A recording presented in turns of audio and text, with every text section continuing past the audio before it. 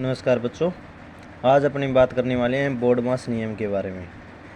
बोर्डमास नियम के through calculation किस प्रकार करनी चाहिए अपने को। जब भी कोई ऐसा क्वेश्चन मिले जिसके अंदर आपको ब्रैकेट भी मिले, गुणा भी मिले, योग भी आपको करना हो और माइनस भी हो, डिवाइड भी हो, मल्टीप्लाई भी हो, तो उस समय आपको बोर्डमास नियम लगाना होता है। इसके थ्रू आपको कैलकुलेशन हल करनी होती है।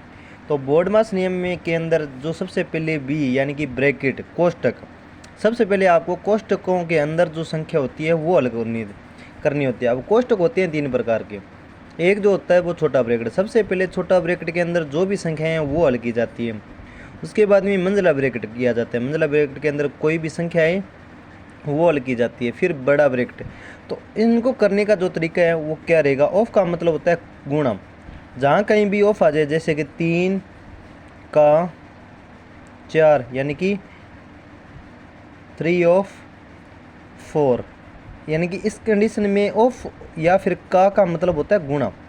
ऑफ या का कहीं पे भी आ जाए तो वहाँ पे आपको क्या लगाना होता है, गुणा करना होता है। यानी कि 3 का 4 होता है 12 हमेशा।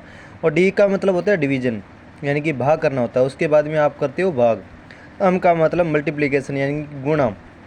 उसके बाद में आपको गुणा वाली जो संख्या हैं उनको हल करनी होती है। उसके बाद में ए यानी कि एडिशन, उसके बाद में आपको योग करना होता है। जो संख्याएं योग के रूप में उसको आप सबसे पहले हल करो।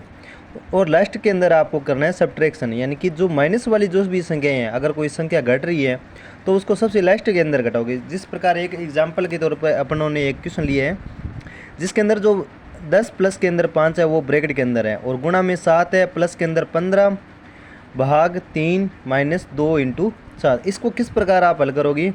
इसके अंदर सबसे पहले छोटा ब्रैकेट दिया हुआ है तो आप ब्रैकेट को हल करोगे, चाहे उसके अंदर कुछ भी हो रहा है। तो 10 प्लस के अंदर 5 कितना हो गया, 15। आपने ब्रैकेट हल कर लिया और अब गुणा में कितना है, 7, फिर प्लस।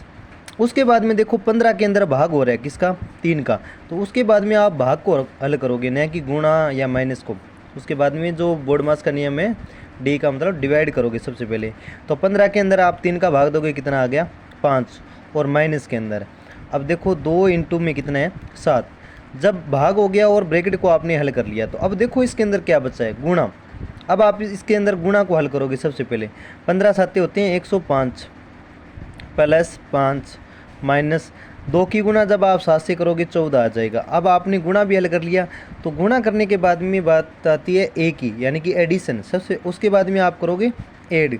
105 और 5 होते हैं 110, 110 माइनस में कितना है 14, और लास्ट में अंदर क्या करोगे आप, सब्ट्रैक्शन। 110 में से 14 माइनस करोगे तो आपके पास में आंसर आ जाएगा 96।